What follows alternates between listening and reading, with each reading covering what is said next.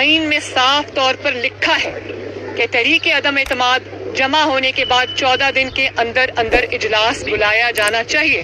تو 14 دن تو 22 مارچ کو پورے ہو جاتے ہیں اور اس کے بعد 7 دن کے اندر اندر آپ کو ووٹنگ کرانی.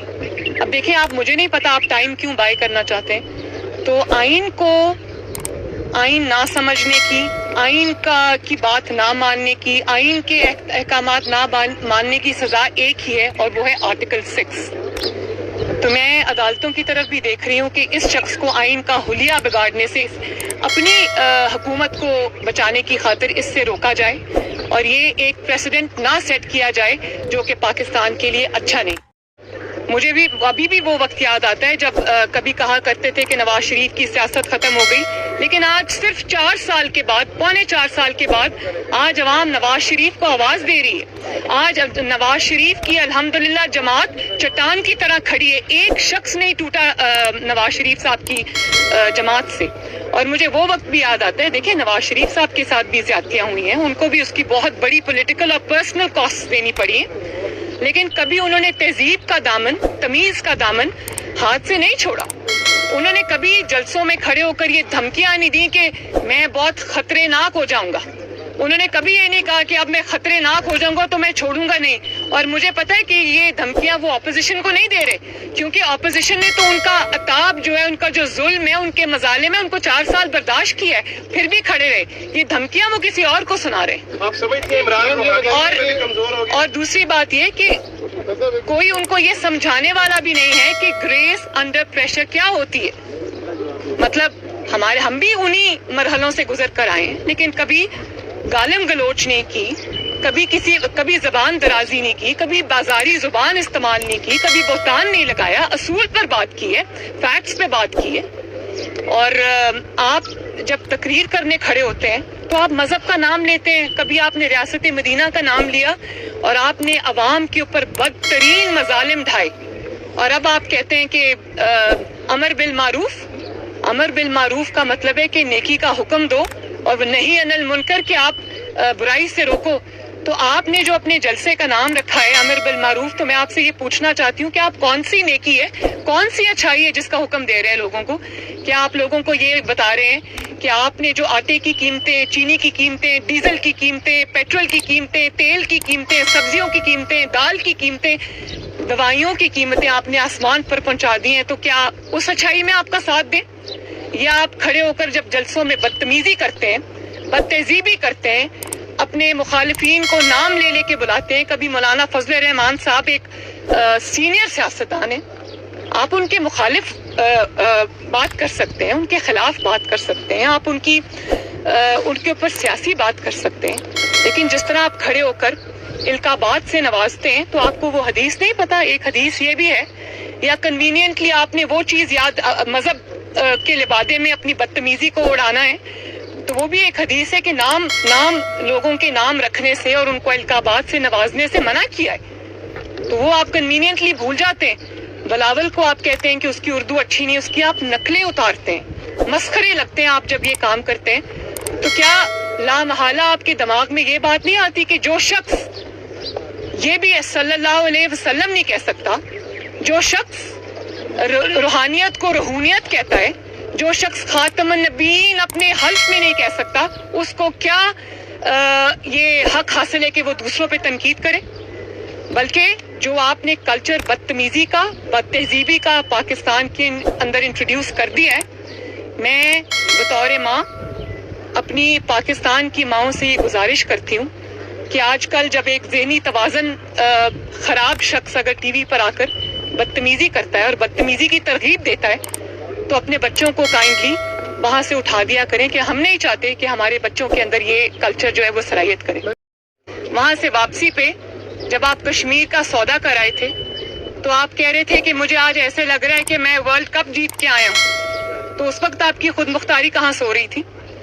تو کسی کو آپ کے خلاف سازش کرنے کی ضرورت نہیں ہے, اور یہ جو سازش والا پروپیگینڈا ہے نا, یہ آپ نہ کریں. لوگ ہنستے ہیں آپ کے اوپر, آپ کی نا اہلی, آپ کی نا لائکی, آپ کی نا سمجھی, آپ کی نا عاقبت اندیشی کی وجہ سے پاکستان نے آج ہر ملک جو ہے وہ اس کو آپ نے ناراض کر دیا. پاکستان کے دوست ممالک جو ہسٹوریکلی آپ کے دوست رہے ہیں آج وہ بھی آپ سے ناراض بیٹھے، کیونکہ آپ کو پتہ ہی نہیں ہے کہ ملک کس طرح چلایا جاتا ہے، فارن پالیسی کس چیز کا نام ہے، اور کس طرح آپ نے ایک ایک گن کے میں آپ کو گنوا سکتی ہوں کس طرح آپ نے تعلقات خراب کیے. دوسرے ملکوں نے آپ کو تحائف دیے، آپ ان کو جا کر 5 ملین ریال میں بیچ آئی، تو آپ پاکستان کی کیا تصویر لوگوں کے سامنے پیش کر رہے ہیں؟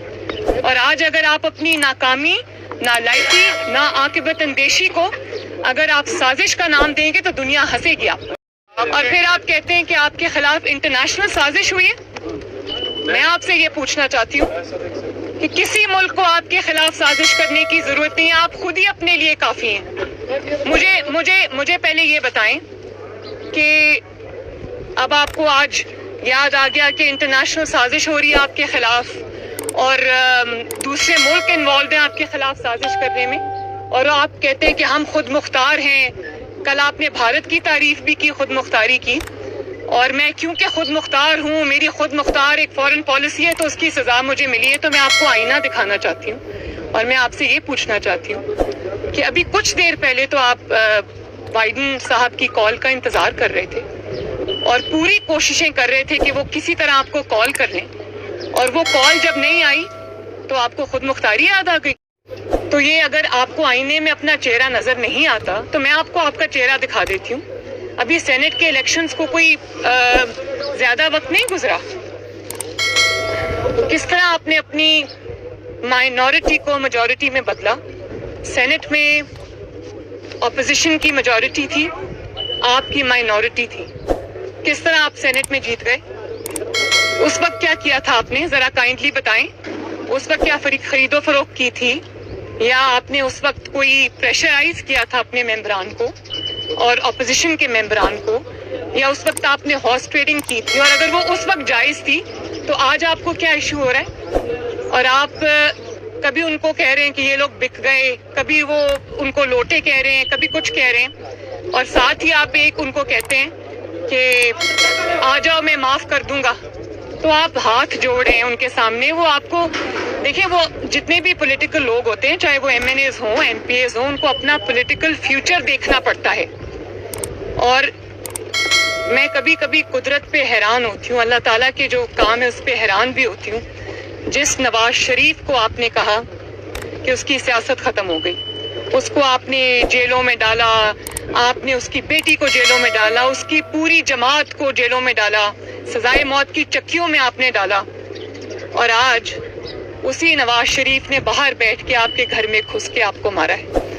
تو یہ جو آپ کو یہ جو عبرت کا نشان آج آپ بنے ہوئے ہیں، آپ کو آج ایک ایک دو دو سیٹس والوں کے گھر کے پاس جا کے ان کے در پہ حاضری دینی پڑ رہی ہے. تو مجھے وہ وقت بھی یاد آتا ہے جب کوئٹہ میں ہزارہ برادری لاشیں رکھ کے اپنے سامنے بیٹھی ہوئی تھی اور آپ کو آواز دے رہی تھی. آپ ان کے حکمران تھے، جعلی صحیح لیکن آپ ان کے حکمران تھے. میں وہاں گئی، میں نے دیکھا پورے خاندان اجڑ گئے تھے، دفنانے والے کوئی نہیں بچے تھے. وہ لاشیں آگے رکھ کے آپ کو بلا رہے تھے اور آپ کہہ رہے تھے کہ میں لاشوں سے بلیک میل نہیں ہوں گا. مری میں لوگ منو برف تلے دب گئے، کوئی نہیں پہنچا ان کی حالت زار پوچھنے کے لیے، عوام کو دیکھنے کے لیے.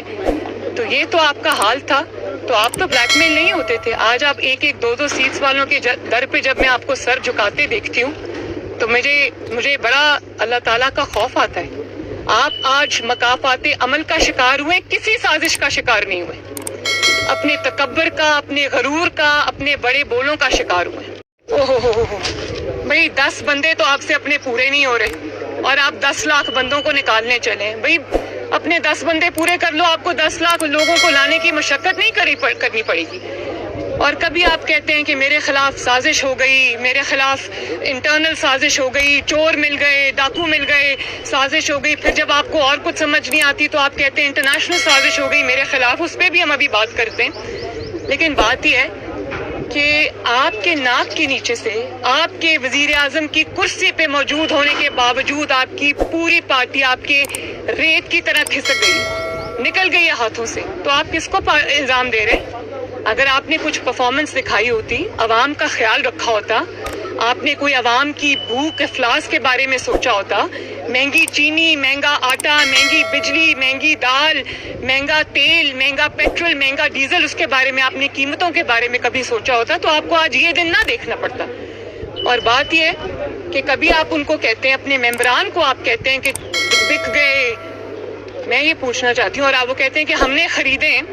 بھئی جو پہلے پارٹی سے نکلنے کو خریدا تو اس کو جاتا ہے، جس کے بارے میں کوئی ہو کہ وہ ابھی ڈیسائیڈ نہیں کر پا رہا، جو پہلے اپنا مائنڈ بنا کے بیٹھے ہوئے ہیں، جو آپ کے وزیر اعظم ہوتے ہوئے آپ کو چھوڑ کے جا رہے ہیں، ان کو خریدنے کی کیا ضرورت ہے؟ تو یہ اگر آپ کو آئینے میں اپنا چہرہ نظر نہیں آتا تو میں آپ کو آپ کا چہرہ دکھا دیتی ہوں۔ میرا خیال ہے کہ یہ بالکل ہی ایک اس سے صاف پتہ چلتا ہے کہ کیونکہ آپ کے جو الیکٹورل پراسپیکٹس ہیں، جو آپ کو نظر آتا ہے، آپ کی جو کارکردگی رہی ہے جس میں مہنگائی، قیامت خیز مہنگائی ہے، لا قانونیت ہے، گورننس نام کی کوئی چیز پورے پاکستان میں آپ کو نظر نہیں آتی، اور اس سب کے باوجود آپ کا یہ حال ہو گیا ہے کہ آپ کو آپ کی جو جماعت ہے وہ ساری ٹوٹ کے بکھر گئی ہے۔ لوگ آپ کی وجہ سے اپنے حلقوں میں نہیں جا سکتے، آپ کے اپنے MNEs, MPEs کو اپنی اگلی پولیٹیکل فیوچر کی فکر ہے، تو آپ کو یہ پتا ہے کہ یہ گیم آپ ہار چکے ہیں اور اگلا الیکشن بھی جو ہے وہ آپ کے ہاتھ سے چلا گیا ہے۔ تو اب آپ یہ جو آوازیں دے رہے ہیں، یہ آپ کی آوازیں نہیں ہیں، یہ چیخیں ہیں کہ مجھے بچا لو، مجھے بچا لو۔ تو میں آپ کو یہ کہنا چاہتی ہوں کہ آپ کو بچانے اب کوئی نہیں آئے گا، آپ کی گیم از ناؤ اوور۔ دیکھیں آج کل یہ جو لفظ ہے نیوٹرل، اس کا بڑا چرچا ہے، اور اس ایک لفظ نے، جب سے نیوٹرالٹی کی ہم سن رہے ہیں کہ ہوا چلی ہے، اس ایک لفظ نے کسی شخص کی بالکل ہوا نکال دی ہے۔ بڑا سننے میں آ رہا ہے یہ لفظ، تو مجھے نہیں پتا تھا کہ اس ایک لفظ کی وجہ سے آپ کی پوری 22 سالہ جد و جہد، آپ کی پوری جماعت دھڑم سے زمین پہ آ گری ہے، اور آپ کا جو جماعت کا صرف نیوٹرل کے لفظ سے آپ کی جماعت کا شرازہ بکھر گیا ہے۔ یہ حال تو کبھی میں نے کسی تانگا پارٹی کا نہیں دیکھا۔ یہ تو مطلب آپ نے نیب کو نیوٹرل نہیں رہنے دیا، آپ نے ایف آئی اے کو نیوٹرل نہیں رہنے دیا، آپ نے جو اینٹی کرپشن ہے اس کو نیوٹرل نہیں رہنے دیا، آپ نے پوری کوشش کی ہے کہ آپ ہمیشہ جو ہے وہ سازش کر کے سامنے آئیں۔ تو کیا آپ چاہتے ہیں؟ آپ یہ بتا دیں کہ آپ کے لیے کوئی آپ کی گنتی پوری کر کے دے، تو گنتی تو آپ کی کبھی بھی پوری نہیں تھی۔ گنتی نہ آپ کی 2018 میں پوری تھی، نہ آپ کی گلگت بلتستان کے الیکشنز میں گنتی پوری تھی، نہ آپ کی اے جے کے الیکشنز میں گنتی پوری تھی، نہ آپ کے سینٹ کے الیکشنز میں گنتی پوری نہیں ہے، اور آج بھی آپ کی گنتی پوری نہیں ہے۔ تو آپ کیا چاہتے ہیں؟ آپ یہ چاہتے ہیں کہ کوئی آپ کے لیے آپ کی گنتی پوری کر کے دے، کوئی آپ کے لیے آپ کے مخالفین کو جیل میں ڈالے، آپ کو اکیلا میدان میں رکھے، آپ کے لیے میڈیا کو مینیج کرے، آپ کے لیے اور سارے جو ادارے ہیں ان کو مینیج کرے، آپ کے لیے وہ آپ کے مخالفین کو سزائے موت کی چکیوں میں ڈالے؟ آپ کیا چاہتے ہیں؟ اور اگر کوئی یہ نہیں کر رہا یا کرنے پہ تیار نہیں ہے تو آپ ان کو جانور کہہ رہے ہیں؟ کیا پیغام آپ دنیا کو دے رہے ہیں بھائی؟ اور بات یہ ہے کہ اگر آئین کی پاسداری، دیکھیں نیوٹرل ہونا کیا ہے؟ آئین کی پاسداری ہے نا، وہ ہر محب وطن پاکستانی، چاہے وہ آپ ہوں یا میں ہوں یا کوئی سیاسی جماعت ہو، یہ تو ایک اچھی بات ہے کہ کوئی اگر جو آئین احکامات دیتا ہے، آئین اپنی جو آئین کی اگر کوئی پاسداری کی بات کر رہے تو یہ تو اچھی بات ہے۔ اس پہ اتنا سیخ پا ہونے کی، اتنا ناراض ہونے کی اور اتنا مچھلی کی طرح تڑپنے کی ضرورت نہیں۔